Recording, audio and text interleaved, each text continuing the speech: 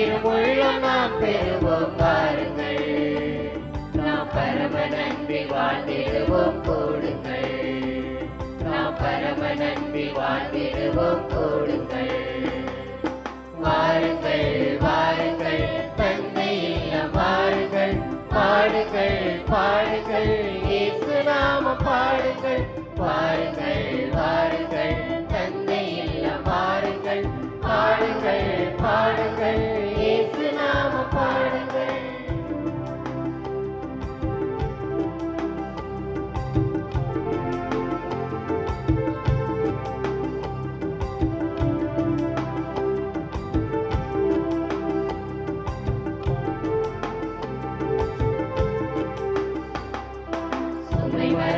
சுகம் பெறுவோம் வாருங்கள். இமை திறந்து வெளியே காண கூடுங்கள். சுமை மறந்து சுகம் பெறுவோம் வாருங்கள். இமை திறந்து வெளியே காண கூடுங்கள். இருள் மறைந்து ஒளி நிறையும் வாருங்கள். இருள் மறைந்து ஒளி நிறையும் வாருங்கள். நாம் அருள் வாழ்வில் மகிழ்ந்திடுவோம்.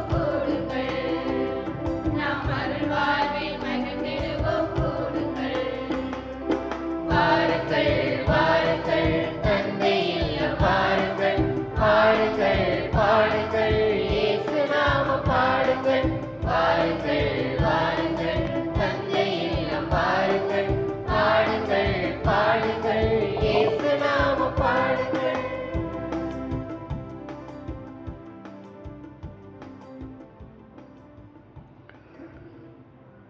புதிதாய் பிறந்த குழந்தைகளைப் போல வஞ்சகமற்ற ஞானப்பாலை அருந்த ஆர்வம் உள்ளவராயிருங்கள். இதை அருந்துவதால் நீங்கள் மீட்பில் வளர்வீர்கள். அல்லேலூயா. தந்தை மகன் தூயாவியாரின் பெயராலே.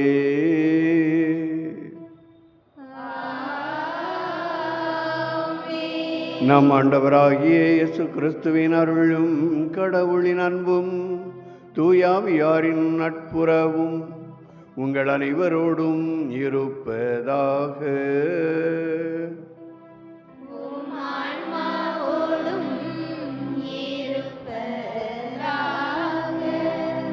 திருப்பலி முன்னுரை. அன்பு சகோதர சகோதரிகளே, பாஸ்கா கால 2ஆம் வாரத்தில் வந்துள்ளோம். இறையிறக்க ஞாயிறு என்றும் இன்று அழைக்கப்படுகிறது. இறையிறக்கத்தை நாடி ஆலயம் வந்துள்ள உங்கள் அனைவருக்கும் உயிர்த்த ஆண்டவர் இயேசுவின் நாமத்தில் அன்பு வாழ்த்துக்கள். இறந்து உயிர்த்த இயேசு முதலாக தன் சீடத்தி மகதலா மரியாவின் வழியாக தனது உயிர்ப்பை உறுதி செய்துவிட்டு கலிலேயாவில் தன் சீடர்களை சந்திக்க செல்கின்றார்.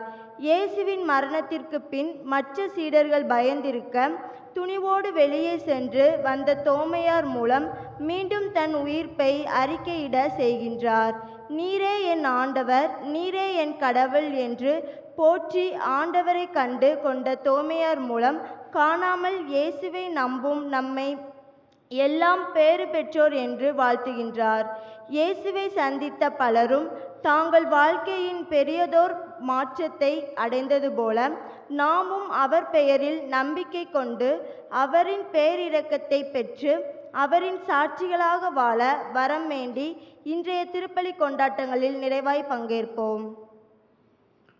அன்புமிக்க சகோதர சகோதரிகளே, நம் திருமுழுக்கின் நினைவாக நம் மீது தெளிக்கப்படும் தமது படைப்பாகிய இத்தண்ணீரை புனிதப்படுத்தி அருளுமாறு நம் கடவுளாகிய ஆண்டவரை கெஞ்சி மன்றாடுவோமாக.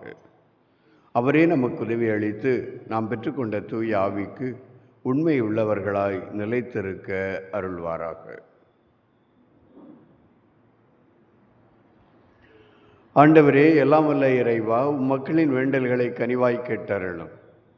வியத்தகு முறையில் எங்களை படைத்தீர் என்றும் அதிலும் வியத்தகு முறையில் எங்களை மீட்டருளினீர் என்றும் நினைவு கூறும் எங்களுக்காக இத்தண்ணீர் மீது உமது ஆசியை கனிவுடன் பொழிந்தருளும். ஏனெனில் நிலத்தை வளப்படுத்தவும் எங்கள் உடலுக்கு புத்துணர்வும் தூய்மையும் தரவும் இத்தண்ணீரை படைத்தீர்.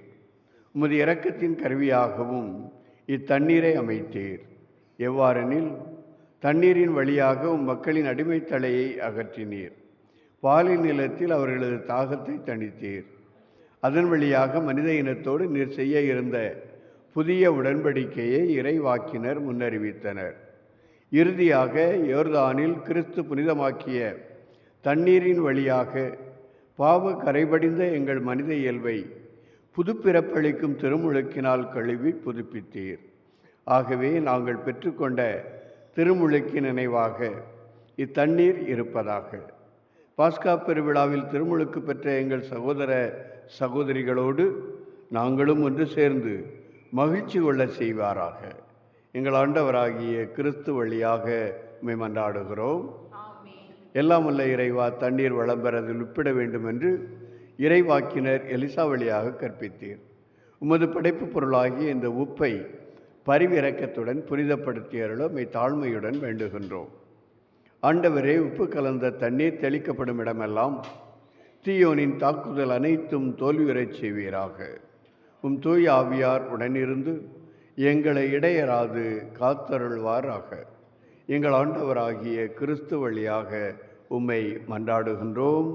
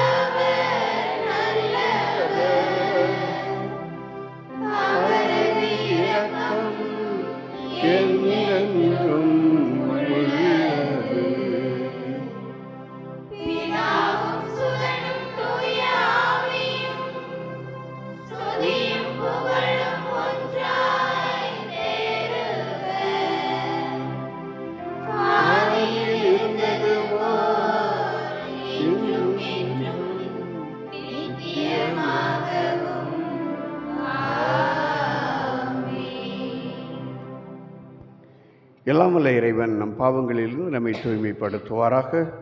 இந்த நற்கருணை கொண்டாட்டத்தின் வழியாக அவர் தம்முடைய ஆட்சியின் விருந்தில் பங்கு கொள்ள நம்மை தகுதி பெறச் செய்வாராக.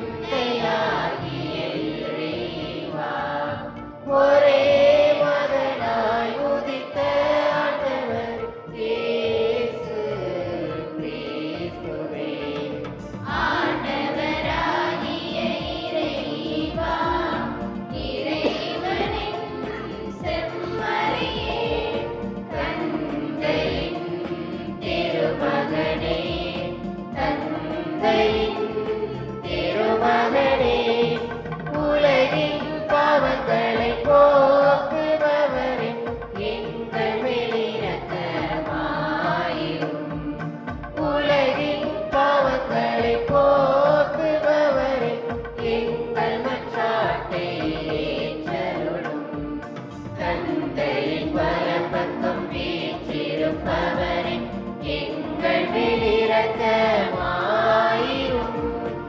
ஏனெனில் இயேசு கிறிஸ்துவே, நீர் ஒருவரே தூயவர், நீர் ஒருவரே ஆண்டவர், நீர் ஒருவரே உன்னதர். தூய ஆவியோடு தந்தையாகிய இறைவன் மாட்சியில் இருப்பவர் நீரே.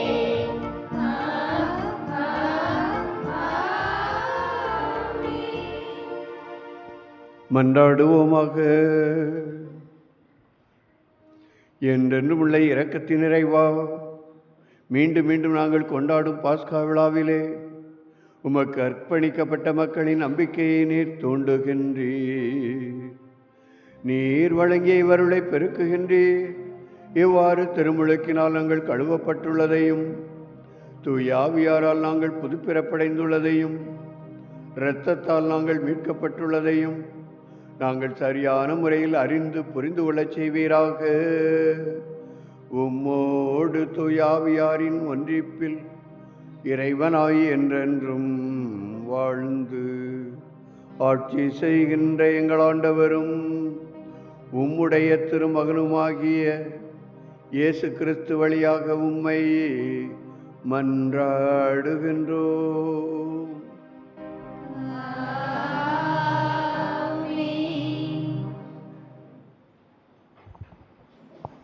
முதல் வாசக முன்னுரை. தூய ஆவியானவரின் வருகைக்கு பின் துணிவுடன் இயேசுவுக்கு சான்று பகர்ந்த திருத்தூதர்களின் வாழ்க்கை முறை பற்றி பதிவு செய்கின்ற லூக்கா, அவர்கள் வழியாக நடந்த அருஞ்செயல்கள் மற்றும் அரும் அடையாளங்கள் பற்றியும் இயேசுவுக்கும் திருத்தூதர்களுக்குமான இடைவெளியை மிக அழகாக பதிவு செய்கின்றார்.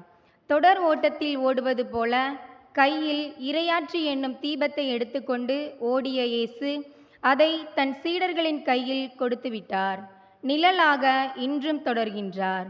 இதனை விளக்கும் முதல் வாசகமான திருத்தூதர் பணிகளின் வார்த்தைகளுக்கு கவனமுடன் செவிமடுப்போம்.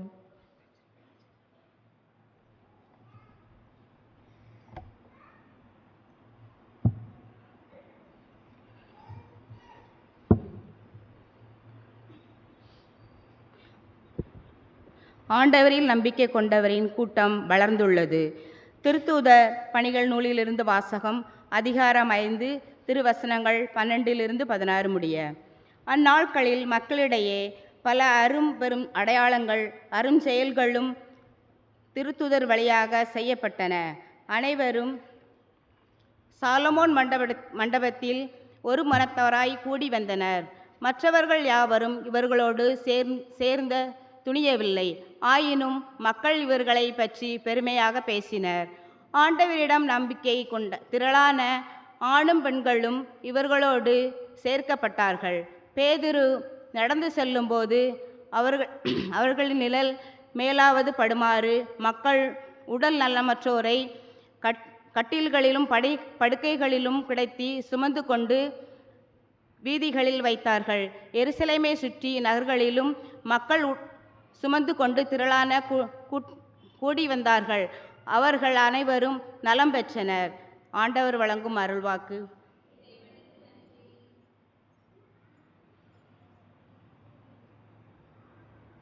பதிலுரை பாடல் திருப்பாடல் 118. நாம் பாட வேண்டிய பல்லவி.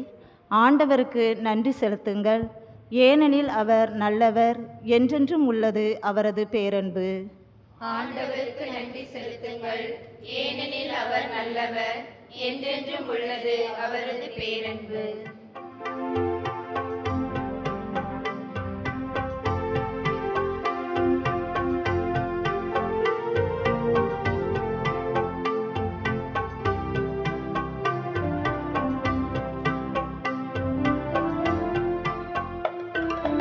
ஆண்டவர்க்கு நன்றி செலுத்துங்கள், ஏனெனில் அவர் நல்லவர், என்றென்றும் உள்ளது அவரது பேரன்பு. ஆண்டவர்க்கு நன்றி செலுத்துங்கள், ஏனெனில் அவர் நல்லவர், என்றென்றும் உள்ளது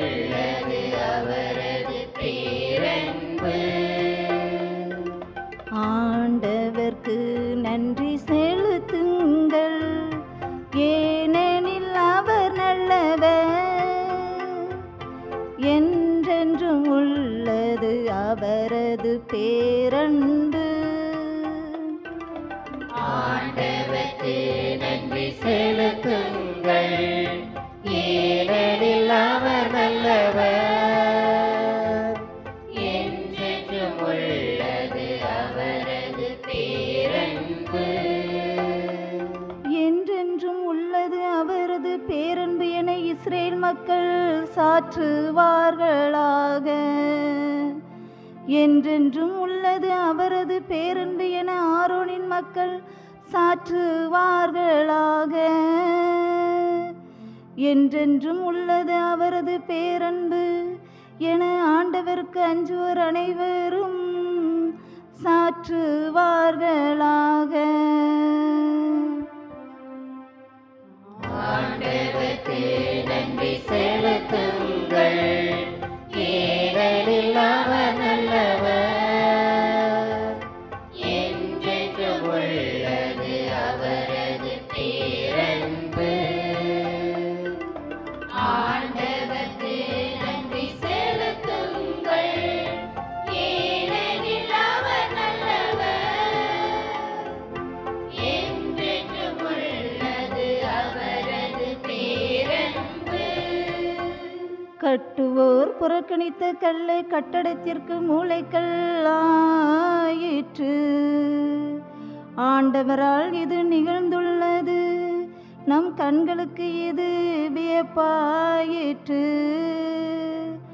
ஆண்டவர் தோற்றுவித்த வெற்றியின் நாள் இதுவே. இன்று அக்களிப்போம், மகிழ்வோம். ஆண்டவருக்கு நன்றி செலுத்துங்கள், ஏனெனில் அவர் நல்லவர். என்றென்றும் உள்ளது அவரது பேரன்பு. ஆண்டவருக்கு நன்றி செலுத்துங்கள், ஏனெனில் அவர் நல்லவர். என்றென்றும் உள்ளது அவரது பேரன்பு. ஆண்டவரே மீட்டருளும், ஆண்டவரே வெற்றி தாரும். ஆண்டவரின் பெயரால் வருபவர் ஆசி பெற்றவர். ஆண்டவரது இல்லத்திலிருந்து உங்களுக்கு ஆசி கூறுகின்றோம். ஆண்டவரே இறைவன், அவர் நம்மீது ஒளிந்துள்ளார். ஆண்டவருக்கு நன்றி செலுத்துங்கள், ஏனெனில் அவர் நல்லவர்.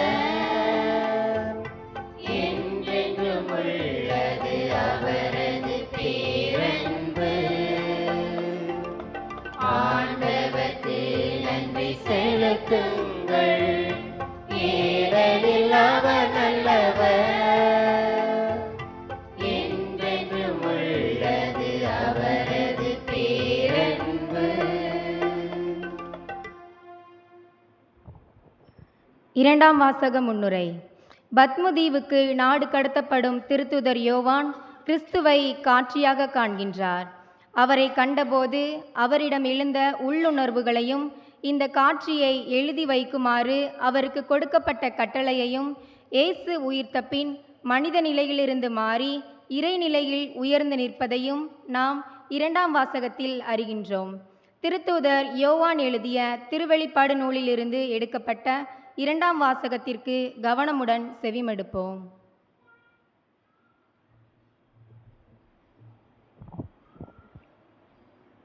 இரண்டாம் வாசகம். திருத்துதர் யோவான் எழுதிய திருவெளிப்பாட்டிலிருந்த வாசகம்.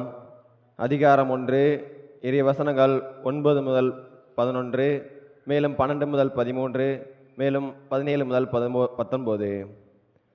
உங்கள் சகோதரனும் இயேசுவோடு இணைந்த நிலையில் உங்கள் வேதனையிலும் ஆட்சி உரிமையிலும் மன உறுதியிலும் பங்கு கொள்பவனுமான யோவான் என்னும் நான் கடவுளின் வாக்கை அறிவித்து இயேசுவுக்கு சான்று பகர்ந்ததால் பத்மு தீவுக்கு வர நேர்ந்தது. ஒரு ஞாயிற்றுக்கிழமையன்று தூய ஆவி என்னை ஆட்கொள்ளவே எனக்கு பின்னால் பெரும் குரல் ஒன்று எக்காலம் போல முழங்க கேட்டேன். நீ காண்பதை ஒரு சுருளேட்டில் எழுதி 7 இடங்களிலும் உள்ள திருச்சபைகளுக்கு அதை அனுப்பி வை என்று அக்குரல் கூறியது. என்னோடு பேசியவர் யார் என்று பார்க்க திரும்பினேன். அப்பொழுது 7 பொன் விளக்கு தண்டுகளை கண்டேன். அவற்றின் நடுவே மானிட மகனை போன்ற ஒருவரை பார்த்தேன். அவர் நீண்ட அங்கியும் மார்பில் பொன் பட்டையும் அணிந்திருந்தார்.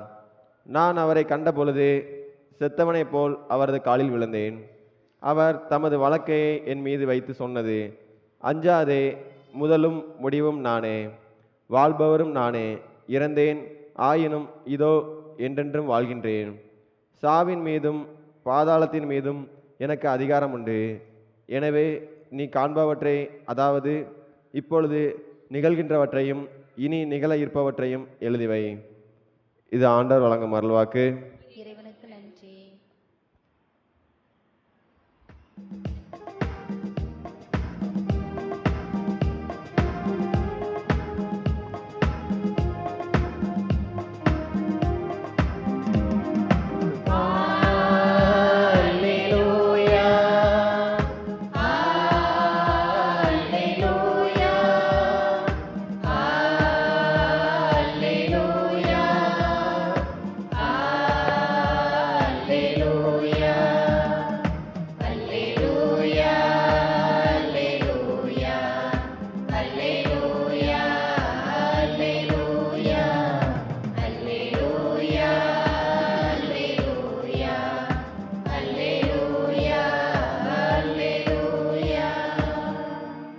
தோமா என்னை கண்டரா நம்புகின்றார், காணாமலே நம்புவோர் பேறு பெற்றோர் என்கிறார் ஆண்டவர். அல்லேலூயா, அல்லேலூயா, அல்லேலூயா, அல்லேலூயா.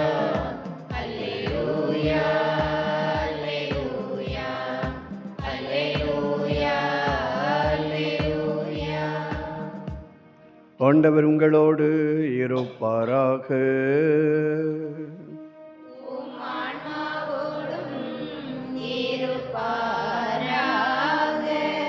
தூய யோவான் எழுதிய தூய நற்செய்தியிலிருந்து வாசகம்.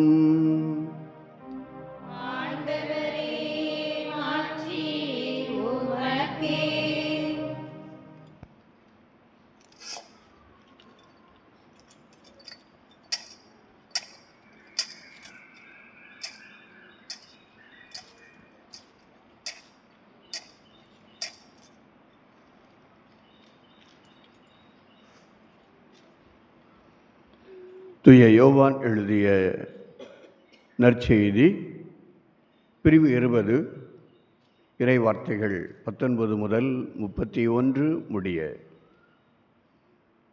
யோவான் நற்செய்தி பிரிவு 20 இறை வார்த்தைகள் 19 முதல் 31 முடிய.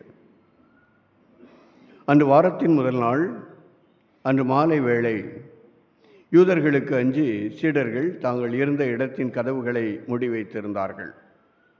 அப்போது இயேசு அங்கு வந்து அவர்கள் நடுவில் நின்று, உங்களுக்கு அமைதி உரித்தாகுக என்று வாழ்த்தினார். இவ்வாறு சொல்லிய பின் அவர் தம் கைகளையும் விலாவையும் அவர்களிடம் காட்டினார். ஆண்டவரை கண்டதால் சீடர்கள் மகிழ்ச்சி கொண்டார்கள். இயேசு மீண்டும் அவர்களை நோக்கி, உங்களுக்கு அமைதி உரித்தாகுக, தந்தை என்னை அனுப்பியது போல நானும் உங்களை அனுப்புகிறேன் என்றார். இதை சொன்னபின் அவர் அவர்கள் மேல் ஊதி, தூய ஆவியை பெற்றுக்கொள்ளுங்கள். எவருடைய பாவங்களை நீங்கள் மன்னிப்பீர்களோ அவை மன்னிக்கப்படும், எவருடைய பாவங்களை மன்னியாதிருப்பீர்களோ அவை மன்னிக்கப்படா என்றார். 12 ஒருவரான திதிம் எனும் தோமா இயேசு வந்தபோது அவர்களோடு இல்லை. மற்ற சீடர்கள் அவரிடம், ஆண்டவரை கண்டோம் என்றார்கள். தோமா அவர்களிடம், அவருடைய கைகளில் ஆணிகளால் ஏற்பட்ட தழும்பை பார்த்து அதில் என் விரலை விட்டு அவர் விலாவில் என் கையை இட்டாலன்றி நான் நம்ப மாட்டேன் என்றார். 8 நாட்களுக்கு பின் அவருடைய சீடர்கள் மீண்டும் உள்ளே கூடியிருந்தார்கள். அன்று தோமாவும் அவர்களோடு இருந்தார். கதவுகள் பூட்டப்பட்டு இருந்தும் இயேசு உள்ளே வந்து அவர்கள் நடுவில் நின்று, உங்களுக்கு அமைதி உரித்தாகுக என்று வாழ்த்தினார். பின்னர் அவர் தோமாவிடம், இதோ என் கைகள், இங்கே உன் விரலை இடு, உன் கையை நீட்டி என் விலாவில் இடு, ஐயம் தவிர்த்து நம்பிக்கை கொள் என்றார். தோமா அவரை பார்த்து, நீரே என் ஆண்டவர், நீரே என் கடவுள் என்றார். இயேசு அவரிடம், நீ என்னை கண்டதால் நம்பினாய், காணாமலே நம்புவோர் பேறு பெற்றோர் என்றார். வேறு பல அரும் அடையாளங்களையும் இயேசு தம் சீடர்கள் முன்னிலையில் செய்தார். அவையெல்லாம் இந்நூலில் எழுதப்படவில்லை. இயேசுவே இறைமகனாகிய மெசியா என நீங்கள் நம்புவதற்காகவும் நம்பி அவர் பெயரால் வாழ்வு பெறுவதற்காகவுமே இந்நூலில் உள்ளவை எழுதப்பெற்றுள்ளன. ஆண்டவரின் அருள்வாக்கு. கிறிஸ்துவே உமக்கு புகழ். நற்செய்தி வாக்கினால் நம் பாவங்கள் நம்மை விட்டு அகலக்கடவன்.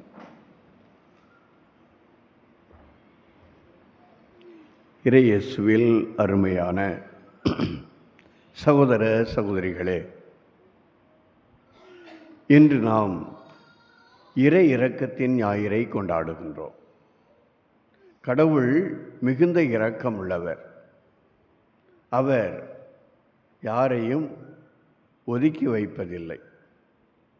எல்லோரும் தன்னுடைய அன்பு பிள்ளைகள் என்ற உறவோடு உணர்வோடு எல்லோரையும் ஏற்றுக்கொள்பவர் தந்தை கடவுள். நம்முடைய திருத்தந்தை ரோமையில் இருக்கின்ற ஒரு பங்கிற்கு அவர் சென்றிருந்த பொழுது நடந்த ஒரு நிகழ்வு இது.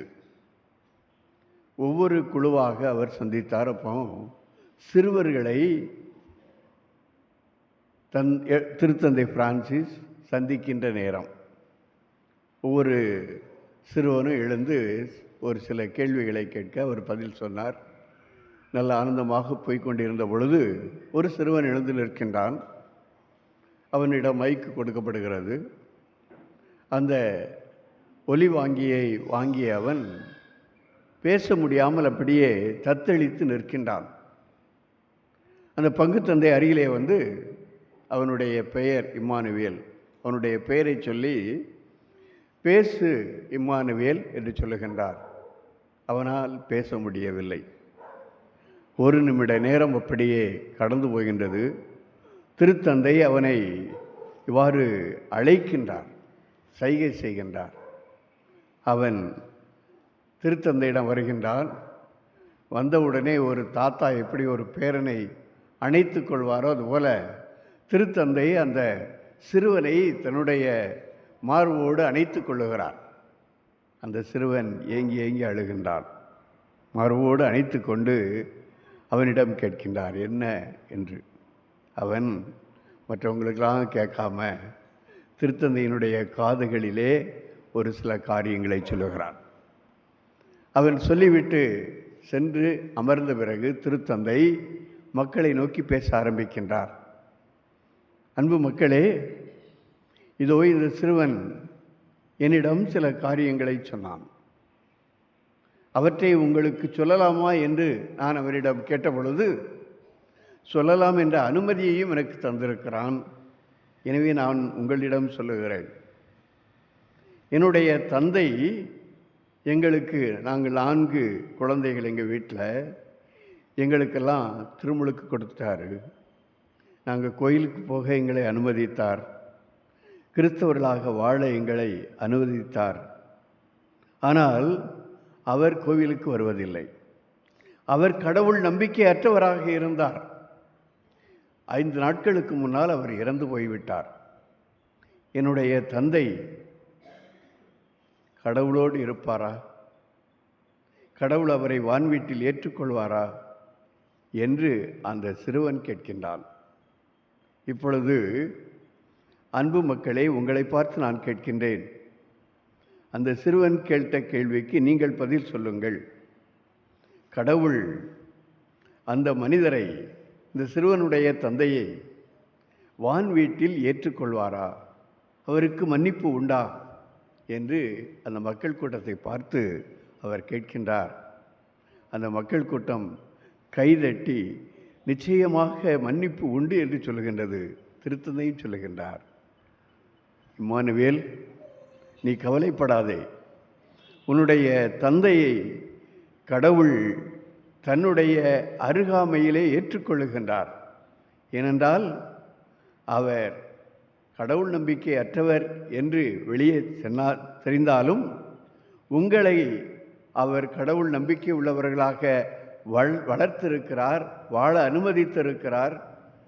இவ்வாறு கடவுளோடு நீங்கள் ஒன்றித்திருக்க அவர் உங்களுக்கு அனுமதி அளித்தார் என்றால் அவர் கடவுளுடைய அந்த விழுமியங்களை, நல்ல பண்புகளை அவர் தன்னுடைய வாழ்வியை வாழ்ந்திருக்கின்றார். எனவே நீ கவலைப்படாதே, உன்னுடைய தந்தை நிச்சயமாக மோட்சத்தில் இருப்பார் என்று திருத்தந்தை அவரை பார்த்து கூறுகின்றார். அன்புக்குரியவர்களே, நாமும் பல சமயங்களில் நம்முடைய பாவங்களை எண்ணி மனம் வருந்துகிறோம். என்னை கடவுள் மன்னிப்பாரா, ஏற்றுக்கொள்வாரா என இன்றைக்கு நற்செய்தியில் நாம் 3 காரியங்களை தான் பார்க்கிறோம். ஒன்று, ஆண்டவர் இயேசு தம்முடைய சீடர்கள் மத்தியிலே தோன்றி 3 முறை அவர்களுக்கு உங்களுக்கு அமைதி உரித்தாகுக என்று வாழ்த்துவதை பார்க்கிறோம். எனவே கடவுளுடைய அமைதி அந்த சீடர்களுக்கு தேவை என்பதை இயேசு உணர்ந்து அந்த அமைதியை தருகின்றார்.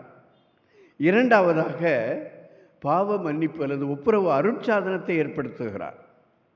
அருமையாக நாம் பார்க்கிறோம், தூய ஆவியை பெற்றுக்கொள்ளுங்கள், எவருடைய பாவங்களை நீங்கள் மன்னிப்பீர்களோ அவை மன்னிக்கப்படும், எவருடைய பாவங்களை மன்னியாதிருப்பீர்களோ அவை மன்னிக்கப்படா என்று சீடர்களுக்கு மன்னிக்கின்ற அதிகாரத்தை அவர் அளித்து அதன் மூலம் மக்களை கடவுளோடு ஒப்புரவாக்குகின்ற அந்த பணியை செய்ய அனுமதிக்கின்றார். ஒப்புரவு அருட்சாதனத்தை ஏற்படுத்துகின்றார். மூன்றாவதாக, தன்னுடைய உயிர்ப்பிலே சந்தேகம் கொண்டிருந்த தோமாவை அழைத்து அவரிடம் தன்னுடைய காயங்களை காட்டி நம்பிக்கையை நீக்கி துணிவுடன் நம்பிக்கை பாதையிலே பயணிக்க அவருக்கு உதவி செய்வதை பார்க்கிறோம். இந்த 3 காரியங்கள் தான் இன்றைய நற்செய்தியிலே நமக்கு சொல்லப்படுகிறது. நாம் சில சமயங்களிலே பார்க்கிறோம், பெரியவர்கள், குறிப்பாக இந்து மதத்தை சார்ந்தவர்கள் மற்றவர்களை வாழ்த்துகின்ற பொழுது அவர்கள் சாந்தி சாந்தி சாந்தி என்று வாழ்த்துவார்கள். சாந்தி என்ற வார்த்தைக்கு பொருள் அமைதி. அதாவது 3 முறை அமைதி அமைதி என்று வாழ்த்துகின்றார்கள். அதற்கு காரணம் என்ன அப்படின்னு சொன்னால், முதல்ல அவர்கள் சொல்லுகின்ற அந்த அமைதி, நீ கடவுளோடு ஒப்புரவாக வேண்டும், கடவுளோடு அவருடைய ஒழுங்குமுறைகளை கடைபிடித்து நீ வாழ்வதின் வழியாக உனக்கு அமைதி உண்டாக வேண்டும். இரண்டாவதாக, நீ சக மனிதர்களோடு நீ அமைதியோடு வாழ வேண்டும் என்பது.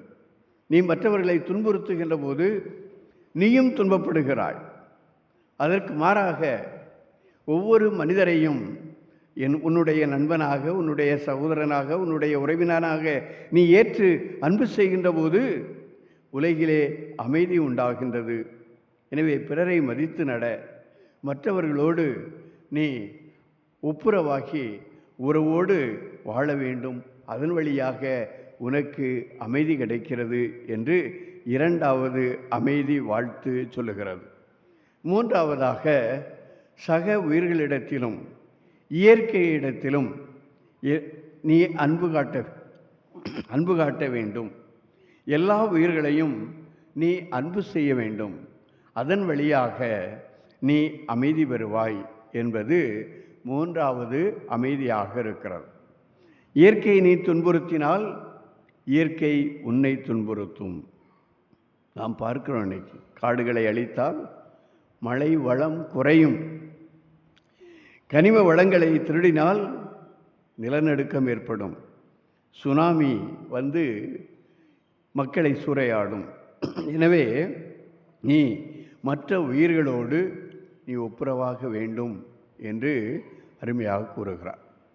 ஆம், அன்புக்குரியவர்களே, இன்றைய நற்செய்தியில் ஒப்புரவு அருட்சாதனத்தை ஆண்டவர் இயேசு ஏற்படுத்தினார் என்று பார்க்கிறோம். அந்த ஒப்புரவு அருட்சாதனம் என்பது அமைதியின் அருட்சாதனம், சாக்ரமெண்ட் ஆஃப் பீஸ்.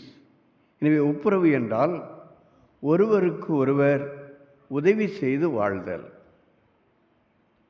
கடவுளோடு நாம் தொடர்பற்றவர்களாக இருக்கும் பொழுது இந்த ஒப்புரவு அருட்சாதனத்தின் வழியாக கடவுளோடு நெருக்கமாகின்றோம். அது மட்டுமல்ல, கடவுளுக்கு எதிராக, கடவுளுடைய கட்டளைகளுக்கு எதிராக நாம் செய்கின்ற போது, நாம் தவறி நடக்கின்ற போது, அந்த கட்டளைகள் நமக்கு குறிப்பது என்ன? நம்முடைய இந்த சமுதாயத்தில் நாம் ஒவ்வொருவரோடும் எவ்வாறு வாழ வேண்டும், அதை நாம் எவ்வாறு தவிர்த்திருக்கிறோம் என்பதை எண்ணி பார்ப்பது தான். 10 கட்டளைகள், திருச்சபை கட்டளைகள் எல்லாம் நமக்கு சொல்வது என்ன? நாம் எப்படி கடவுளோடு உறவோடு இருக்க வேண்டும், தாய் தந்தையரை போற்ற வேண்டும், மற்றவர்களோடு அன்பாக இருக்க வேண்டும், கணவன் மனைவி உறவு எப்படி இருக்க வேண்டும், இப்படித்தானே எல்லாவற்றையும் சொல்லுகின்றது. எனவே கடவுளுடைய நெறிமுறைகளை நாம் கடைபிடிக்காமல் இருக்கும் பொழுது கடவுளோடு மட்டுமல்ல, நம்மோடு இருக்கின்ற நம்முடைய சக மனிதர்களோடு இருக்கின்ற உறவையும் நாம் அறுத்து கொள்ளுகிறோம். எனவே அவற்றையெல்லாம் நாம் சரி செய்து ஒருவருக்கொருவர் உதவியாக வாழ வேண்டும். இதுதான் ஒப்புரவு அருட்சாதனத்தினுடைய நோக்கம். அதன் வழியாக நாம் நம்முடைய வாழ்க்கையிலே அமைதியை பெறுகின்றோம், நிம்மதியை பெறுகின்றோம். அன்புக்குரியவர்களே, தூய ஆவியாரை பெற்றுக்கொள்ளுங்கள் என்று ஆண்டவர் இயேசு சொல்லுகிறார். தூய ஆவியாருடைய கனிகளிலே ஒன்று அமைதி. கலாத்தியருக்கு எழுதிய திருமுகம் 5வது அதிகாரம் 22வது வசனத்தில் பார்க்கிறோம். அவர் பவுலடியார் தூய ஆவியின் கனிகளாக குறிப்பிடுவதில் இந்த அமைதி காணப்படுவதை நாம் பார்க்கிறோம். எனவே அந்த தூய ஆவியார் வழியாக நம்முடைய பாவங்கள் மன்னிக்கப்பட்டு நாம் அமைதியை பெறுகிறோம். எனவே திருத்தூதர்கள் மன்னிக்கின்ற அதிகாரத்தை கடவுளிடமிருந்து பெற்றுக்கொள்ளுகின்றார்கள். அவர்கள் வழியாக இன்று திரு அவையினுடைய அருட்பணியாளர்கள் அந்த அதிகாரத்தை பெற்று பாவ அறிக்கை செய்பவர்களுக்கு மன்னிப்பை வழங்குகின்றார்கள். இரண்டாவதாக, அந்த அருட்சாதனத்திலே பாவ அறிக்கை செய்வதற்கான ஒரு வாய்ப்பை கடவுள் நமக்கு தருகிறார். நாம் வேறு யாற்றையும் போய் சொல்ல முடியாது, அப்படிப்பட்ட பெரிய பாவத்தை செய்துவிட்டேனே என்று எண்ணுகின்ற பொழுது ஒரு ஒப்புரவு அருட்சாதனத்திலே சென்று நாம் சொல்லுகின்ற போது அங்கே நமக்கு ஒரு வாய்ப்பு கிடைக்கிறது, பாவ அறிக்கை செய்வதற்கான ஒரு வாய்ப்பு கிடைக்கிறது. மூன்றாவதாக, அந்த ஒப்புரவு பணி, அமைதியை மக்களிடம் எடுத்து செல்கின்ற அந்த பணி தொடர வேண்டும் என்பதும் இறைவனுடைய விருப்பமாக இருக்கிறது, இயேசுவினுடைய விருப்பமாக இருக்கிறது. அன்புக்குரியவர்களே, இன்றைய நற்செய்தியிலே 3 முறை உங்களுக்கு அமைதி உரித்தாக என்று ஆண்டவர் இயேசு வாழ்த்துவதை பார்க்கிறோம். யோவான் 20:19, 20:21, 20:26 ஆகிய 3 இடங்களில். இந்த 3 அமைதி அப்படின்னு சொல்கிறது, நான் முதல்ல சொன்ன கடவுளோடு, சக மனிதர்களோடு, இயற்கையோடு, அந்த 3 உறவுகளும் நம்மிலே அமைதியை ஏற்படுத்துகின்றது என்பதை நாம் எண்ணி பார்க்க வேண்டும். லூக்கா நற்செய்தியிலே 10வது அதிகாரம் 5வது வசனம், யாராவது வாசிங்க. லூக்கா நற்செய்தி 10வது அதிகாரம் 5வது வசனம். இயேசு சீடர்களை அனுப்பிய போது சொன்ன வார்த்தைகள்.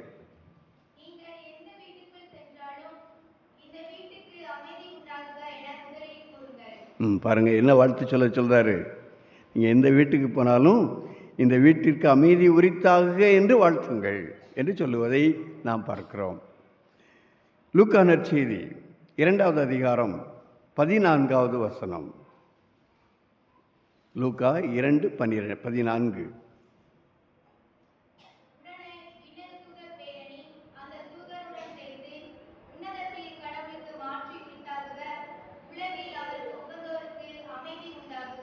உலகில் அமைதி உரித்தாகுக, நன்மனதோர்க்கு அமைதி உரித்தாகுக என்று கடவுளை புகழ்வதை பார்க்கிறோம். இப்போ இயேசுனுடைய பிறப்பின் போது. அப்போ இயேசுனுடைய பிறப்பு, அவருடைய பாடுகள், அவருடைய மரணம், அவருடைய உயிர்ப்பு, இந்த இயேசுனுடைய வாழ்க்கையினுடைய நோக்கம் என்ன அப்படின்னு சொன்னால், உலகத்தில் அமைதியை கொண்டு வர வேண்டும், மனிதனுக்கு அமைதியை வழங்க வேண்டும், ஒவ்வொரு மனிதனும் அமைதி பெற வேண்டும், நிம்மதியாக வாழ வேண்டும் என்பதுதான் இயேசுனுடைய நோக்கமாக இருக்கின்றது. யோவான் நற்செய்தி 14வது அதிகாரம் 27வது வசனத்திலே ஆண்டவர் இயேசு அருமையாக சொல்லுவார், அமைதியை உங்களுக்கு விட்டு செல்கிறேன். வாசிங்க யாராவது.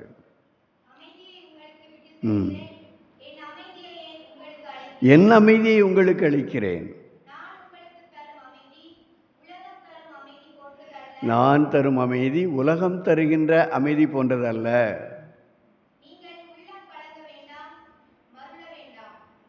உள்ளம் கலங்க வேண்டாம், மறல வேண்டாம். உலகம் தருகின்ற அமைதி அழிந்து போகும் அல்லது மறைந்து போகும். ஆனால் நான் தருகின்ற அமைதி உங்களில் நிலைத்திருக்கும். எனவே உள்ளம் கலங்க வேண்டாம், மறல வேண்டாம்.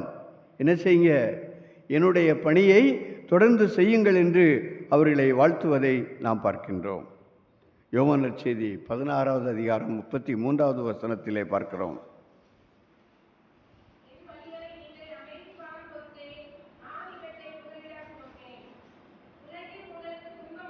உலகில் உங்களுக்கு துன்பம் உண்டு, எனினும் துணிவுடன் இருங்கள். அதாவது துன்பம் இருந்தாலும் துணிவோடு இருக்க வேண்டும். தொடர்ந்து வாசிங்க. ஏனென்றால் நான் உலகின் மீது வெற்றி கொண்டு விட்டேன். நீ உலகிலே துன்பம் இருக்கிறது. சிலர் அப்படி தான் நினைப்பாங்க. துன்பம் வரும் பொழுது இந்த துன்பம் என்னுடைய அமைதியை கெடுத்து விட்டது, என்னுடைய நிம்மதியை கெடுத்து விட்டது என்று எண்ணுவோம். ஆனால் அந்த துன்பத்தின் வழியாக கூட இறைவன் நம்மை ஆசீர்வதித்து கொண்டு இருக்கிறார். புனித அவிலா தெரசா தனக்கு நேர்ந்த பலவிதமான துன்பங்களை எண்ணி ஆண்டவர் இயேசுவிடம் முறையிடுகின்றார். கடவுளே, எனக்கு ஏன் இந்த துன்பம்? நான் எவ்வளவு கஷ்டப்படுறேன், நீர் அதை அறியவில்லையா என்று ஆண்டவரை பார்த்து அவர் முறையிடுகின்ற போது ஆண்டவர் இயேசு அவருக்கு சொல்லுகின்றார் இந்த வார்த்தைகளைத்தான், இந்த துன்பம் உனக்கு அமைதியை தரும், இந்த துன்பம் உனக்கு வாழ்வை தரும், இந்த துன்பம் உனக்கு ஆசீர்வாதத்தை தரும் என்று அவர் சொல்லுகின்றார். அப்பொழுதுதான் அவிலா தெரசா ஒவ்வொரு துன்பமும், தனக்கு ஏற்படுகின்ற ஒவ்வொரு காயமும், தனக்கு ஏற்படுகின்ற ஒவ்வொரு அவமானமும் கடவுளுடைய ஆசீர் என்று அவர் உணர்ந்து கொள்ளுகின்றார். எனவே அவ்வாறு துன்பம் ஏற்படுகின்ற போது, அவமானம் ஏற்படுகின்ற போது, இது எனக்கு கடவுள் தந்த ஆசீர் என்று அதை கடவுளிடம் ஒப்படைக்கின்றார். அவர் வாழ்க்கையிலே நிம்மதி பெறுகின்றார். எந்த துன்பத்தையும் கண்டு அவிலா தெரசா அஞ்சியதில்லை. துன்பம் வருகின்ற போது அவர் மனமகிழ்வோடு கிறிஸ்துவோடு நான் இருக்கிறேன் என்ற எண்ணத்தோடு அவர் வாழ்ந்து ஒரு புனிதையாக இருந்தார் என்று நாம் பார்க்கிறோம். எனவே அன்பார்ந்த சகோதர சகோதரிகளே, இன்று நம்முடைய வாழ்க்கையிலும் துன்பங்கள், துயரங்கள், இன்னும் பிரச்சனைகள் நேரிடுகின்ற போது அது நமக்கு ஆண்டவருடைய ஆசீர்வாதத்தை, அவருடைய அமைதியை நமக்கு தருபவை என்ற எண்ணத்தோடு அவற்றை எதிர்கொள்ளுகின்ற போது நாம் நம்முடைய வாழ்க்கையிலே மகிழ்ச்சியை பெற முடியும், அமைதியை பெற முடியும், நிம்மதியை பெற முடியும். எனவே அன்புக்குரியவர்களே, ஆண்டவரை பார்த்து இந்த உருக்கமாக வேண்டுவோம். ஆண்டவரே, நீ தந்த அமைதி என்னுடைய வாழ்க்கையின் எல்லா பிரச்சனைகளையும் தாண்டி என்னுடைய உள்ளத்திலே குடியிருக்க வேண்டும். நீர் உயிர்த்த கிறிஸ்துவாகிய நீர் எங்களுக்கு தருகின்ற அமைதியை நான் என்னுடைய வாழ்க்கையிலே அனுபவிக்க வேண்டும் என்று ஆண்டவரை பார்த்து ஜெபிப்போம். நம்முடைய உள்ளத்திலும் இல்லத்திலும் நம்முடைய ஊரிலும் நம்முடைய பங்கிலும் அமைதியும் மகிழ்வும் நிரம்புவதாக. ஆமென். அனைவரும் எழுந்து நம்முடைய நம்பிக்கையை அறிக்கையிடுவோம்.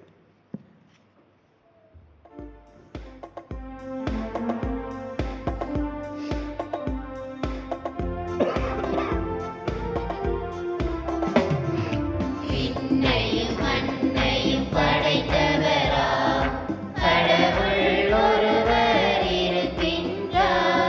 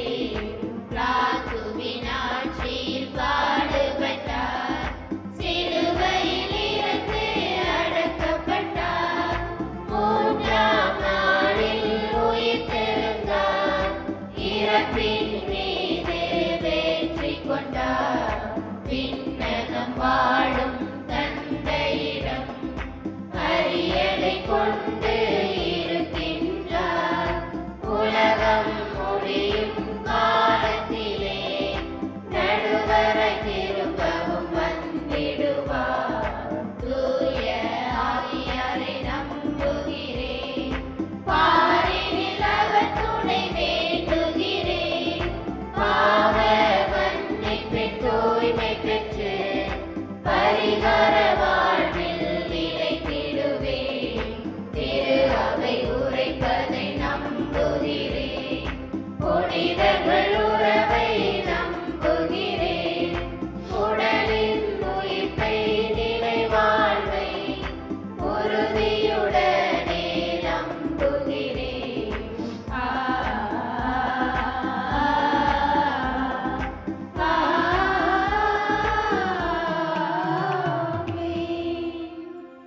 அன்புமிக்க சகோதர சகோதரிகளே, மகிழ்ச்சி பொங்கும் இப்பாஸ்கா காலத்தில் கடவுளை உருக்கத்துடன் மன்றாடுவோம். அதனால் தம்முடைய அன்பு திருமகனின் வேண்டல்களையும் மன்றாட்டுக்களையும் கனிவாய் கேட்டருளியது போல நம்முடைய தாழ்நிலையையும் கண்ணோக்கி அருள் புரிவாராக. ஐயங்கள் நீக்கி எம்மை அன்பால் ஒன்றிணைக்கும் அமைதி நிறைவா, திருத்தந்தையுடன் உழைக்கும் அனைத்து ஆயர்கள், குருக்கள், துறவியர், பொதுநிலையர் ஆகியோர் அனைவரும் உயிர்ப்பின் மகிமையையும் மகிழ்ச்சியையும் அமைதியையும் முழுமையாக பெற்று தோமாவை போல் துணிவுடன் இறையரசை அறிவிக்க இணைந்து செயல்பட தேவையான இறையர்களை பொழிந்திட வேண்டுமென்று இறைவா உம்மை மன்றாடுகிறோம். எல்லாமல்ல இறைவா, எங்கள் மன்றாட்டை கேட்டருளும். காணாமல் நம்புவோர் பேறு பெற்றோர் என்ற ஆசீர் வழங்கிய எம் இறைவா, இயேசுவில் நம்பிக்கை கொண்டு கூடி வந்ததால் நாங்கள் எங்கள் நம்பிக்கை நிலைத்திருப்பதற்கு உதவி செய்ததோடு நம்பிக்கை குன்றியவர்களுக்கு துணிவையும் தந்து எங்களின் குடும்பம், பின்புலம், சமூக அந்தஸ்து, வேலை போன்றவற்றில் வேறுபாடு இருந்தாலும் இன்றைய காலகட்டத்தில் இயேசுவின் மேல் உள்ள நம்பிக்கையில் ஒருமனதோடு வாழ வழி செய்ய வேண்டும். தேவையான வரங்களை வேண்டும் என்று இறைவனை மன்றாடுகிறோம். எங்கள் அன்பு தந்தையே இறைவா, உலகில் நடைபெறும் பயங்கரவாதம், இனவாதம், பருவநிலை மாற்றங்கள், அதனால் ஏற்படும் இயற்கை அழிவுகள், இயற்கைக்கு எதிராக மனிதன் ஏற்படுத்தும் தவறுகள், இவை அனைத்தும் உமது இறை இரக்கத்தினால் மாற்றம் பெற்று படைப்பின் மேன்மையை மனிதன் உணர்ந்து மனித வாழ்வு மேம்பட உமது அருளை நிறைவாக பொழிய வேண்டுமென்று இறைவா உம்மை மன்றாடுகிறோம். அருட்செல்வங்களால் எங்களை ஆசிர்வதிக்கும் அன்பு தந்தையே எம் இறைவா, எங்களை பராமரித்து பாதுகாத்த எம் பெரியவர்கள் இன்று ஆதரவின்றி அனாதைகளாக்கப்பட்டு தெரு ஓரங்களிலும் பேருந்து நிலையங்களிலும் முதியோர் இல்லங்களிலும் தனித்து விடப்பட்டு அவர்கள் படும் வேதனைகள் தொடர் நிகழ்வுகளாகவே நிகழ்ந்து வருகின்றன. எனவே அவர்கள் இறை இரக்கத்தினால் பாதுகாப்புடன் வாழ இத்தலைமுறையினர் பெரியவர்கள் மேன்மையை உணர்ந்து அவர்களை பாதுகாக்க தேவையான அருளை பொழிய வேண்டுமென்று இறைவா உம்மை மன்றாடுகிறோம். எம் வாழ்வின் வழிகாட்டியான இறைவா, தங்கள் பள்ளி படிப்புகளை முடித்துவிட்டு மேற்படிப்பிற்காக கல்லூரிகளில் இடம் தேடி அலையும் எம் இளையோர் சிறந்த வழிகாட்டுகளின்படி தங்கள் விரும்பும் கல்வியினை பெற்று பெற்றோருக்கும் திரு அவைக்கும் நாட்டிற்கும் உகந்தவர்களாக திகழ்ந்திட தேவையான ஞானத்தையும் உடல் நலத்தையும் அளித்திட வேண்டுமென்று இறைவா உம்மை மன்றாடுகிறோம். நம்முடைய தனிப்பட்ட தேவைகளுக்காகவும் பரம தந்தையை நோக்கி அமைதியாக நம்பிக்கையோடு ஜெபிப்போம். இறைவா, இங்கே கூடியிருக்கின்ற உம்முடைய பிள்ளைகளின் வாழ்வு பல்வேறு தேவைகளால் ஏற்படும் கவலைகளுக்கு உள்ளாகி இருக்கிறதென நீர் அறிவீர். நம்பிக்கையாளர்கள் நாங்கள் நேர்ந்தளிக்கும் மன்றாட்டுக்களை ஏற்று நாங்கள் விரும்பி கேட்பதை தந்தருள்வீராக. எங்கள் ஆண்டவராகிய கிறிஸ்து வழியாக மை மன்றாடுகிறோம்.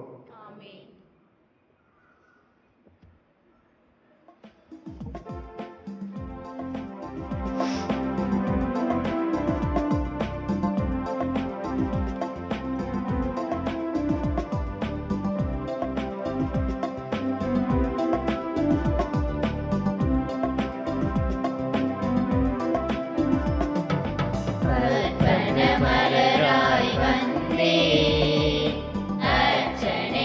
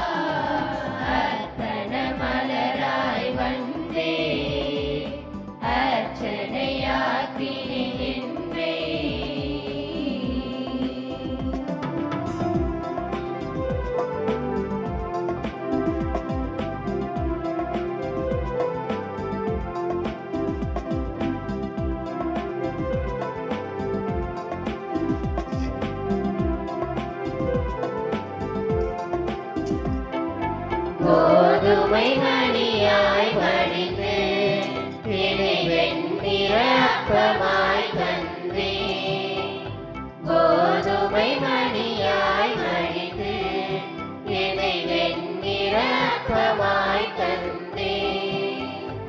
என்னுடல் உன்னுடலாகிடவே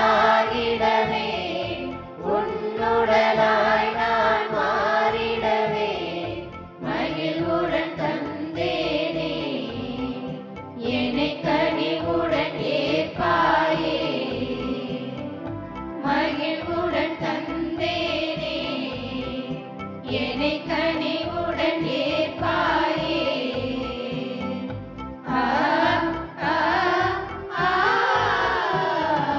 அர்ப்பண மலராய் வந்தே அர்ச்சனையாக்கி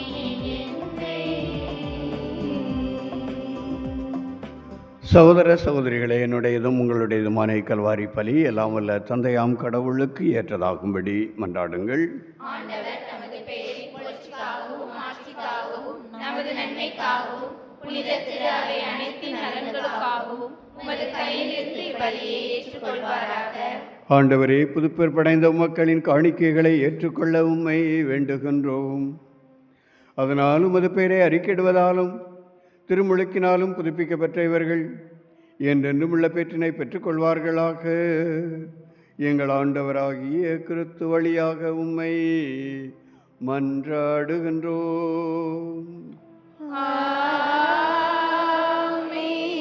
ஆண்டவர் உங்களோடு இருப்பாராக.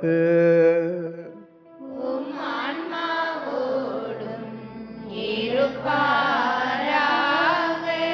இதயங்களை மேலே எழுப்புங்கள். ஆண்டவரிடம் எழுப்பியுள்ளோம். நம் இறைவனாகிய ஆண்டவருக்கு நன்றி கூறுவோம். அது தகுதியும் நீதியும் ஆனது. ஆண்டவரே, எக்காலத்திலும் உம்மை புகழ்ந்துரைப்பதும் எல்லாவற்றுக்கும் மேலாக எங்கள் பாஸ்காவாகிய கிறிஸ்து பலியான சிறப்பான காலத்தில் உம்மை இன்னும் மிகுதியாக வாழ்த்தி போற்றுவதும் மெய்யாகவே தகுதியும் நீதியுமாகும். எங்கள் கடமையும் மீட்புக்குரிய செயலுமாகும். ஏனெனில் உலகின் பாவங்களை போக்கும் மெய்யான செம்மறி அவரே, எங்கள் சாவை தமது சாவால் அளித்தவரும் தமது உயிர்ப்பினால் எங்கள் வாழ்வை புதுப்பித்தவரும் அவரே. ஆகவே பாஸ்கா மகிழ்ச்சி பொங்க அனைத்துலகின் மாந்தர் அனைவரும் மக்களிக்கின்றனர். அவ்வாறே ஆற்றல் மிக்கோரும் அதிகாரம் கொண்ட தூதர்களும் உமது மாட்சியை புகழ்ந்து முடிவின்றி ஆர்ப்பரித்து பாடுவதாவது: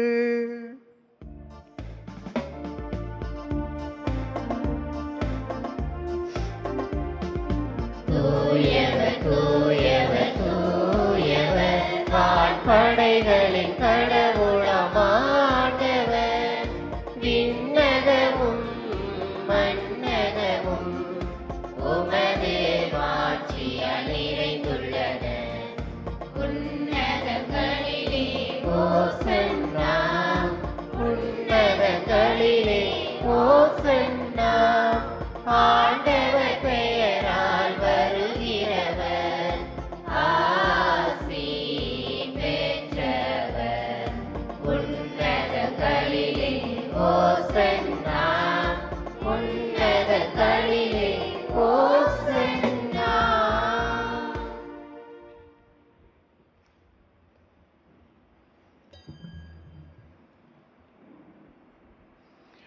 ஆண்டவரே, நீர் மெய்யாகவே தூயவர். உம்முடைய படைப்புகள் எல்லாம் உம்மை புகழ்வது தகுமே.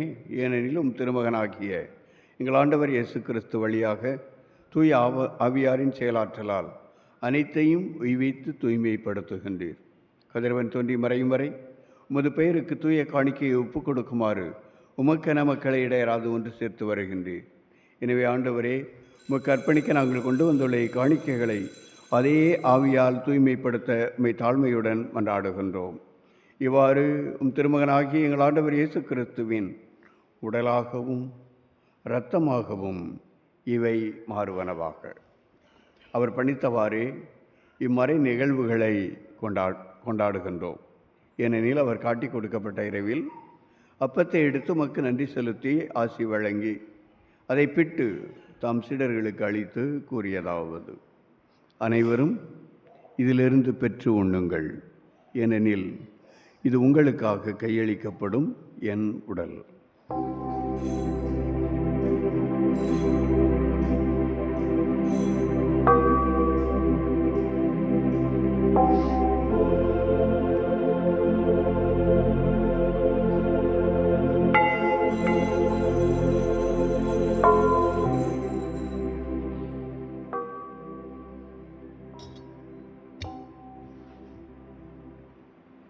அவனமே இரவு விருந்தை அருந்திய பின் கிண்ணத்தையும் எடுத்து உமக்கு நன்றி செலுத்தி ஆசி வழங்கி அதை தம் சீடர்களுக்கு அளித்து அவர் கூறியதாவது: அனைவரும் இதிலிருந்து பெற்று பருகுங்கள், ஏனெனில் இது புதிய நிலையான உடன்படிக்கைக்குரிய என் இரத்தத்தின் கிண்ணம். இது பாவ மன்னிப்புக்கென்று உங்களுக்காகவும் பலருக்காகவும் சிந்தப்படும். இதை என் நினைவாக செய்யுங்கள்.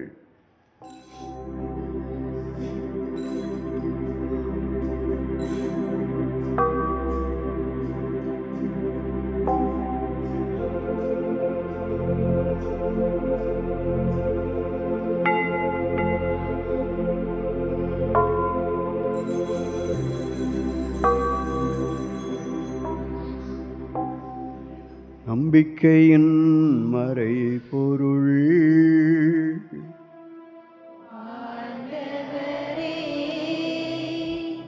நீர் வருமளவும் உமது இறப்பினை அறிக்கையிடுகின்றோம், உமது உயிர்ப்பினையும்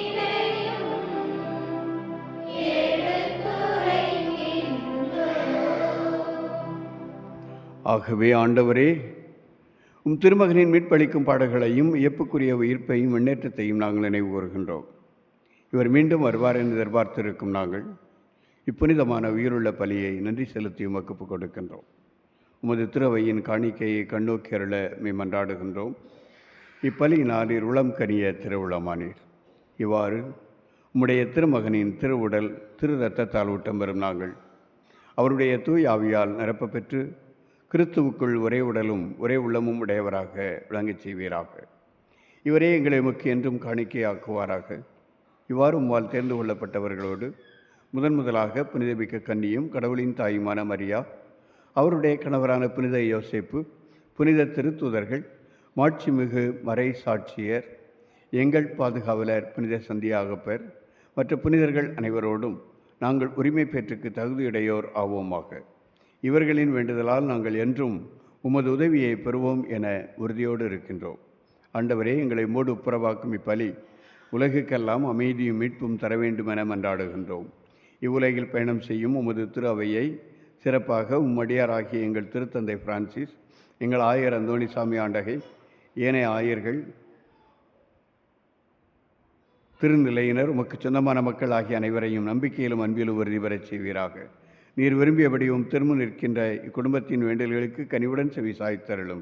கனிவுள்ள தந்தையை எங்கும் சிதறண்டிருக்கும் உம்முடைய பிள்ளைகளை கனிவுடன் உம்மோடு சேர்த்துக்கொள்ளும். இறந்து போன எங்கள் சகோதர சகோதரிகளையும் உமக்கு உகந்தவர்களாய் வாழ்ந்து உலகை விட்டு சென்ற அனைவரையும் உமது ஆட்சியில் கனிவுடன் ஏற்றருளும். நாங்களும் அங்கு வந்து சேர்ந்து அவர்களோடு உமது ஆட்சியால் என்றும் மனநிறைவு அடைவோம் என எங்கள் ஆண்டவராகிய கிறிஸ்து வழியாக எதிர்நோக்கி இருக்கின்றோம். இவர் வழியாகவே நீர் உலகுக்கு எல்லா நன்மைகளையும் வழங்குகின்றீர்.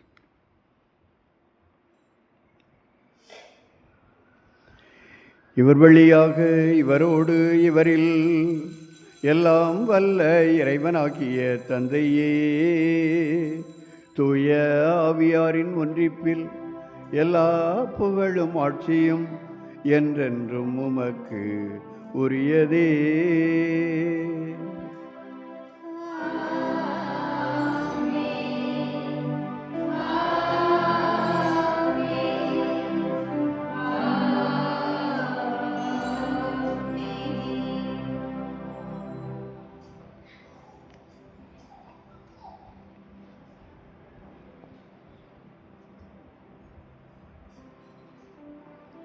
மீட்பரின் கட்டளையால் கற்பிக்கப்பட்டு இறைவடிப்பினையால் பயிற்சி பெற்ற நாம் துணிந்து சொல்வோம்.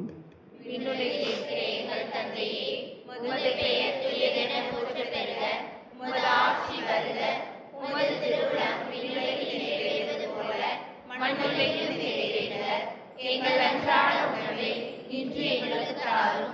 எங்களுக்கு எதிராக குற்றம் செய்தோரை நாங்கள் மன்னிப்பது போல எங்கள் குற்றங்களை மன்னியும். எங்களை சோதனைக்கு உட்படுத்தாதையும் தீமையிலிருந்து எங்களை விடுவித்தருளும். ஆண்டவரே, தீமை அனைத்திலும் இருந்து எங்களை விடுவித்து எங்கள் வாழ்நாளில் அமைதியை கனிவுடன் அருள மேமன்றாடுகின்றோம்.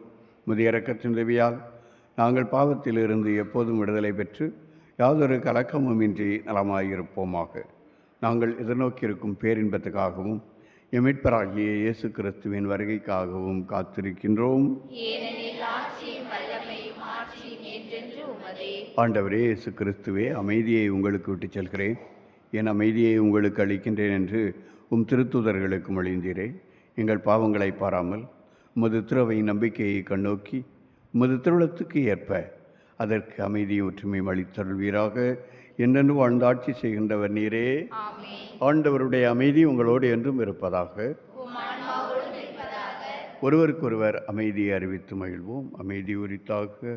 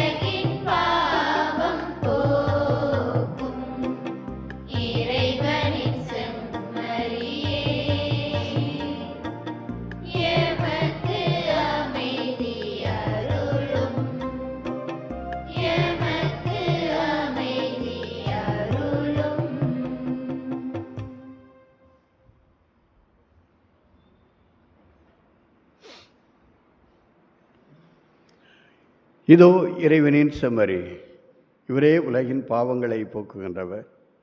செம்மறியின் விருந்துக்கு அழைக்கப்பெற்றோர் பேறு பெற்றோர்.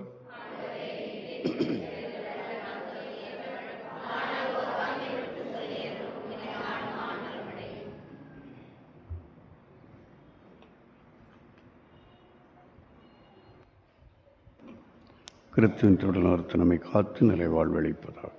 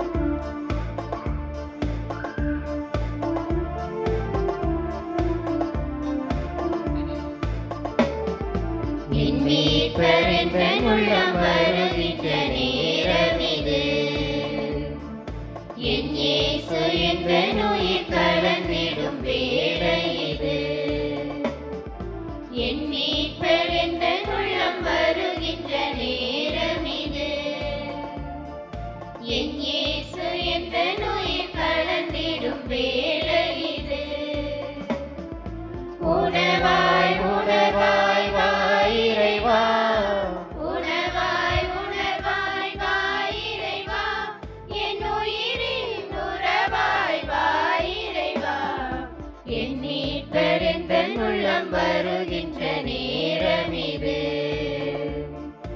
என் இயேசு எந்தன் உயிர் கலந்திடும் வேளை இது.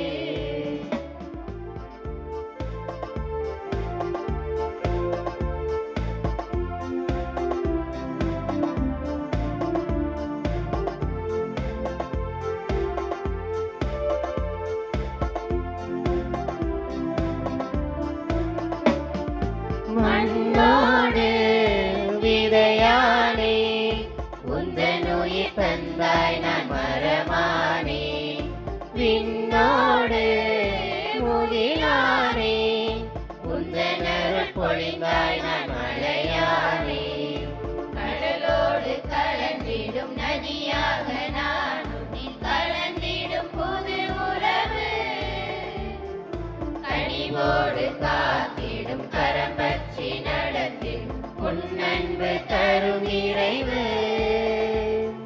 காற்றோடு பேசும் பூவாய் உன்னோடு நானும் பேசும் அமுதாகும் முந்தன் வரவு, அமுதாகும் முந்தன் வரவு, என் மீட்பர் எந்தன் உள்ளம் வருகின்ற நேரம் இது, என் இயேசு எந்தன் உயிர் கலந்திடும் வேளை இது.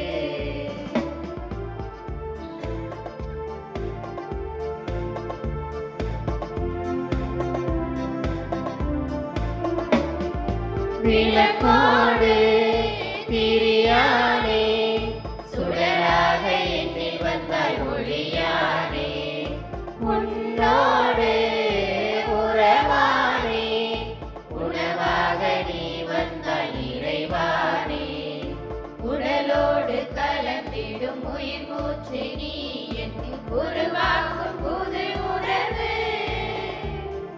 விழியோடு இமையாக வழியெல்லாம் துணையாக ஒன்றான புது நினைவு, உலகெல்லாம் உந்தன் ஆசி விலகாது எந்த நாளும் நிலையாகும் புது வாழ்வு, நிலையாகும் புது வாழ்வு, என் மீட்பர் எந்தன் உள்ளம் வருகின்ற நேரம் இது, என் இயேசு எந்தன் உயிர் கலந்திடும் வேளை இது, என் மீட்பர் எந்தன் உள்ளம் வருகின்ற நேரம் இது, என் இயேசு எந்தன் உயிர் கலந்திடும் வேளை இது. அறிவிப்புகள். இன்று பாஸ்கா காலம் 2ஆம் ஞாயிறு 29ஆம் தேதி செவ்வாய்க்கிழமை புனித சியனா காத்ரீன் நினைவு. 30ஆம் தேதி புதன்கிழமை புனித ஆராம் பயஸ் திருத்தந்தை நினைவு. மே மாதம் 1ஆம் தேதி வியாழக்கிழமை புனித யோசேப்பு தொழிலாளர்களுடைய பாதுகாவலர் விழா. மே மாதம் 2ஆம் தேதி வெள்ளிக்கிழமை புனித அத்தனாசியோஸ் ஆயர் நினைவு, மாதத்தினுடைய தலைவெள்ளி. 3ஆம் தேதி சனிக்கிழமை திருத்தூதர்கள் பிலிப்பு மற்றும் யாக்கோபு திருத்தூதர்கள் விழா. 4ஆம் தேதி வருகின்ற ஞாயிற்றுக்கிழமை பாஸ்கா காலத்தின் 3ஆம் ஞாயிறு. அன்புக்குரியவர்களே, இன்று திருப்பலியை சிறப்பித்த சவரியார் அன்பிய குடும்பத்தாருக்கு நெஞ்சார்ந்த நன்றிகளையும் பாராட்டுக்களையும் வாழ்த்துக்களையும் உரித்தாக்கிக் கொள்வோம். 4ஆம் தேதி வருகின்ற ஞாயிற்றுக்கிழமை திருப்பலியை சிறப்பிப்பவர்கள் புனித லூக்கா அன்பியத்தார். மே மாதம் 3ஆம் தேதி விபிஎஸ் விடுமுறை விவிலிய பள்ளி ஆரம்பமாகும். எனவே இறைமக்கள் தங்களுடைய பிள்ளைகளை உற்சாகப்படுத்தி அந்த விபிஎஸ் வகுப்புகளுக்கு அனுப்பி வைக்குமாறு அன்போடு கேட்டுக்கொள்கிறேன். 3ஆம் தேதியிலிருந்து 10 நாட்கள் அந்த விபிஎஸ் நடைபெறும். எனவே கடந்த ஆண்டுகளில் எவ்வாறு ஒவ்வொரு நாளும் ஒரு குடும்பத்தினர் அந்த விபிஎஸ்க்கு வருகின்ற பிள்ளைகளுக்கு உணவு கொடுத்தீர்களோ அதே போன்று இந்த ஆண்டும் தொடர்ந்து அந்த காரியத்தை, நல்ல காரியத்தை செய்ய உங்களை அன்போடு கேட்டுக்கொள்கிறேன். அது மட்டுமல்ல, இன்னும் சிலர் விரும்பலாம். எனவே பிள்ளைகளுக்கு தேவையான ஏதாவது கூல்ட்ரிங்க்ஸ் அல்லது ஸ்நாக்ஸ் ஏதாவது வாங்கி கொடுக்கலாம், அவர்களை உற்சாகப்படுத்துகின்ற விதத்திலே. அன்புக்குரியவர்களே, உங்கள் தவக்கால உண்டியல் கொடுக்கப்பட்டது. ஏறத்தாழ நிறைய உண்டியல் வந்துடுச்சு. இன்னும் நம்முடைய பங்கை பொறுத்தவரையில் 37 உண்டியல்கள் மட்டும் வரல. கடந்த ஆண்டு தந்தை சுந்தர் எழுதி வைத்திருந்தார், அவருடைய இந்த அறிக்கை நோட்டில் குறிப்பிட்டிருந்தார், உங்களுக்கும் அறிவித்திருக்கிறார். அது 232 உண்டியல்கள் கொடுக்கப்பட்டதில் 132 மட்டும் வந்துச்சு, 100 வரல அப்படின்னு சொல்லி. ஆனால் இந்த ஆண்டு 37 உண்டியல்கள் மட்டும் வரவில்லை. யாரெல்லாம் கொடுக்கலையோ அவர்களை அந்த அன்பிய பொறுப்பாளர்கள் அணுகி அந்த உண்டியலை பெற்றுக்கொள்வார்கள். எனவே அவர்கள் வரும்பொழுது மறக்காமல் கொடுத்துவிட அன்போடு கேட்டுக்கொள்கிறேன். மே மாதம் 6ஆம் தேதி செவ்வாய்க்கிழமை மாலையிலே நமது ஆலயத்தில் திருப்பலி உண்டு. அந்த திருப்பலியை தொடர்ந்து நம்முடைய மறை மாவட்ட முதன்மை குருவும் மறைவட்ட அதிபரும் நம்முடைய ஊர் பொறுப்பாளர்களையும் அன்பிய பொறுப்பாளர்களையும் சந்திப்பார்கள். எனவே தயவுசெய்து ஊர் பொறுப்பாளர்களும் அன்பிய பொறுப்பாளர்களும் எல்லா வேலையும் ஒதுக்கி வைத்துவிட்டு வந்து சேர அன்போடு கேட்டுக்கொள்கிறேன். அன்பியத்திலிருந்து நீங்கள் உங்களோடு 2 பேர் அதிகமாக அழைத்து கொண்டு வரலாம். ஒவ்வொரு அன்பியத்திலிருந்தும் 3 பேர் வந்து கலந்து கொள்ளலாம்.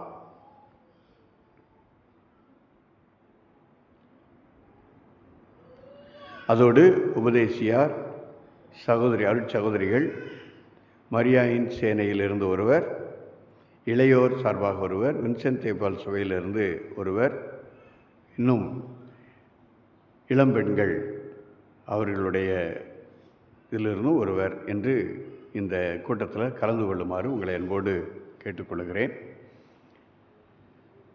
அன்புக்குரியவர்களே, நாம் வந்து இடத்துல ஓராண்டு நிறைவுறப் போகின்றது. ஆகஸ்ட் மாதம் வந்துருச்சுன்னா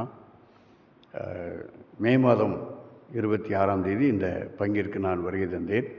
இந்த ஓராண்டு நான் எல்லாவற்றையும் பார்த்துக்கிட்டே இருக்கிறேன். என்னென்ன எப்படி நடக்குது அப்படிங்கிறத நான் பார்த்து கொண்டு இருக்கிறேன். இன்னும் என்ன செய்ய வேண்டும் என்பதை இனிமேல் தான் திட்டமிட வேண்டும் இல்லையா?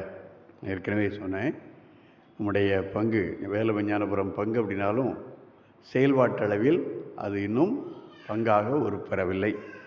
அதோடு நம்முடைய ஆயரவர்கள், நான் அவர்களை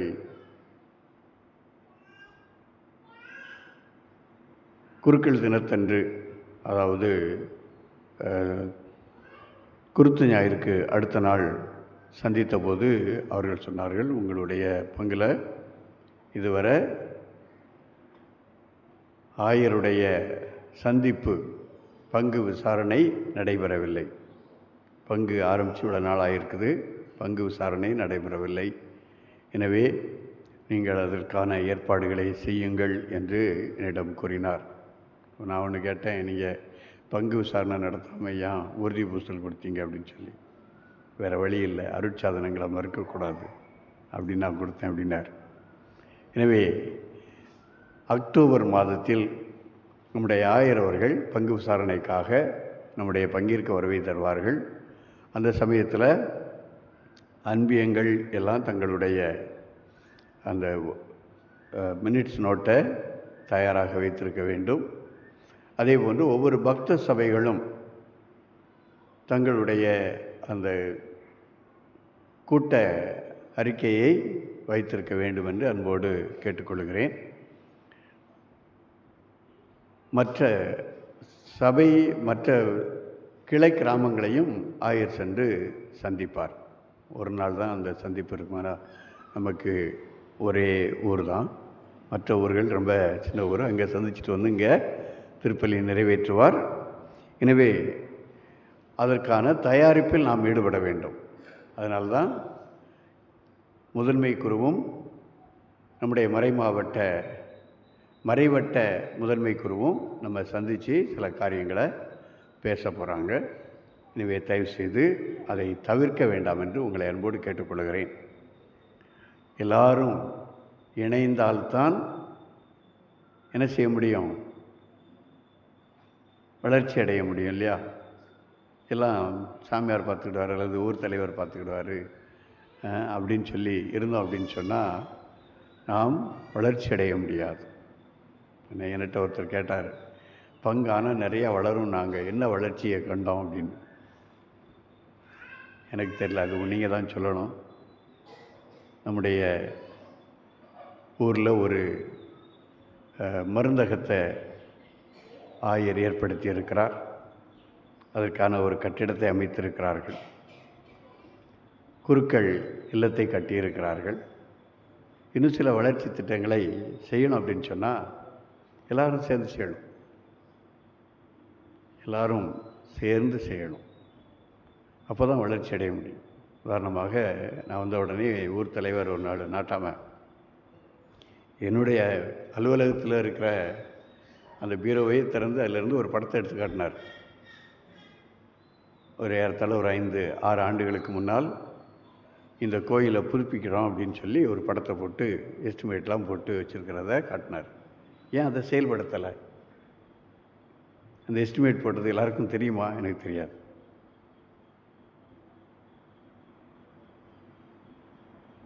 செயல்படுத்தப்படாமல் இருக்கிறது. ஒரு திட்டம் போட்டு என்ன செஞ்சுருக்கு, அப்படியே இருக்குது, படத்தில் இருக்குது. அருமையாக அந்த ஆலயத்தை பார்த்தா ரொம்ப அருமையாக இருக்குது. ஏன் அதை செய்ய முடியல? எல்லோரும் சேர்ந்து அதில் செய்ய முடியும்.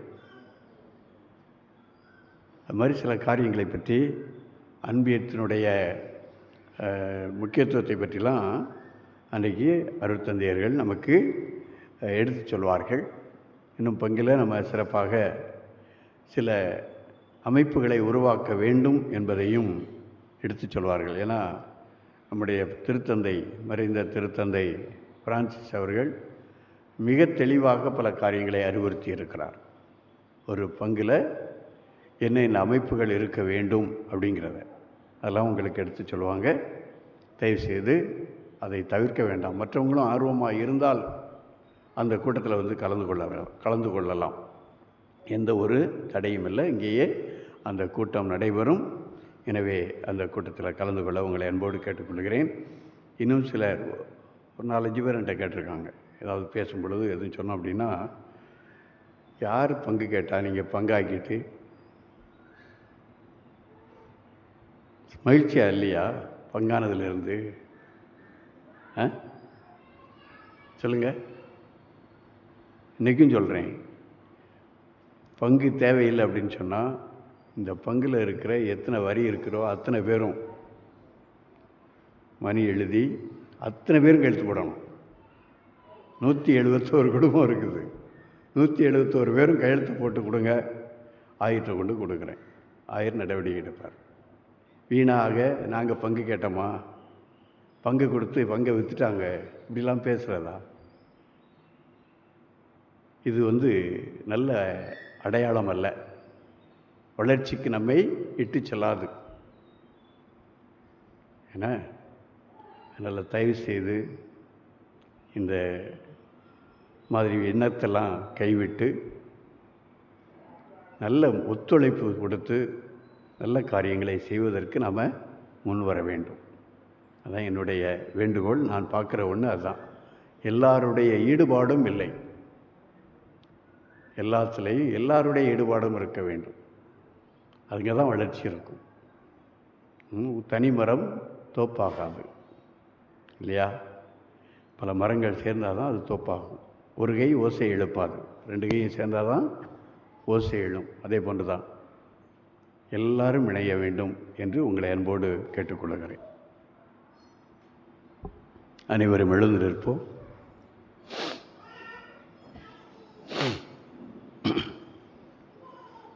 ஜூப்ளி ஆண்டுக்கான இறைவேண்டல். விண்ணக தந்தையே, உம் திருமகனும் எம் சகோதரனுமான இயேசு கிறிஸ்துவில் நீர் எங்களுக்கு வழங்கிய இறை நம்பிக்கையையும் தூய ஆவியாரால் எம் இதயங்களில் பற்றெரியும் பிறரன்பு சுடரும் உமது அரசின் வருகைக்காக ஆசீர்வதிக்கப்பட்ட எதிர்நோக்கை எம்மில் மீண்டும் தட்டி எழுப்புவதாக. நற்செய்தியின் விதைகளை அயராமல் விதைப்பவர்களாக உமதருள் எம்மை மாற்றுவதாக. அவ்விதைகள் மானிடத்திற்குள்ளும் பிரபஞ்சம் முழுவதிலும் மாற்றத்தை ஏற்படுத்தி தீமையின் ஆதிக்கம் மறைந்து உமது மாட்சி முடிவின்றி ஒளிரும்போது உறுதியுடன் எதிர்பார்க்கும் புதிய விண்ணகத்தையும் புதிய மண்ணகத்தையும் ஏற்படுத்துவதாக. யூப்ளி கொண்டாட்டத்தின் அருள் எதிர்நோக்கின் திருப்பயணிகளாகிய எம்மேல் விண்ணக செல்வத்துக்கான பேரார்வத்தை தூண்டி எழுப்புவதாக. அதே அருள் நம் மீட்பரின் மகிழ்ச்சியையும் அமைதியையும் உலகம் முழுவதும் பரப்புவதாக. முடிவின்றி போற்றுதற்குரிய எம் இறைவனாகிய உமக்கே மாட்சியும் புகழும் என்றென்றும் உரித்தாகுக. ஆமேன். மன்றாடுவோமாக. எல்லாம் வல்ல இறைவா, பாஸ்காருள் அடையாளத்தை நாங்கள் பெற்றுக்கொண்டுள்ளோம்.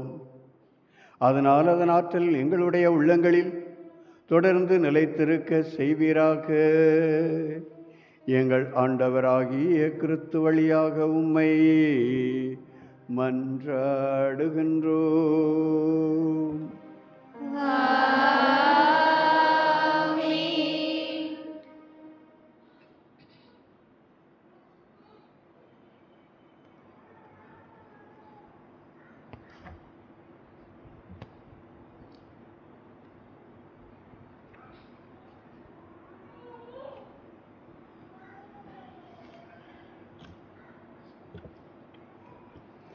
ஆண்டவர் உங்களோடு இருப்பாராக.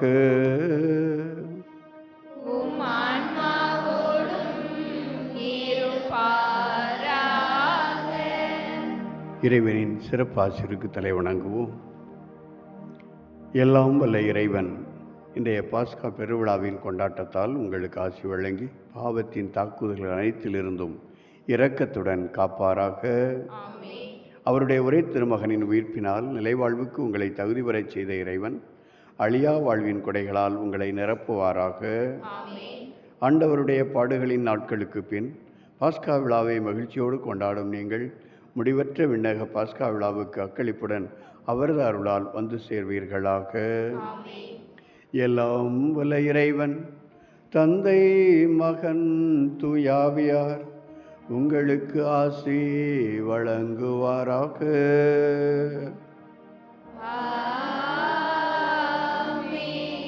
சென்று வாழுங்கள், திருப்பலி நிறைவேறிற்று. அல்லேலூயா, அல்லேலூயா. இறைவனுக்கு நன்றி. அல்லேலூயா, அல்லேலூயா.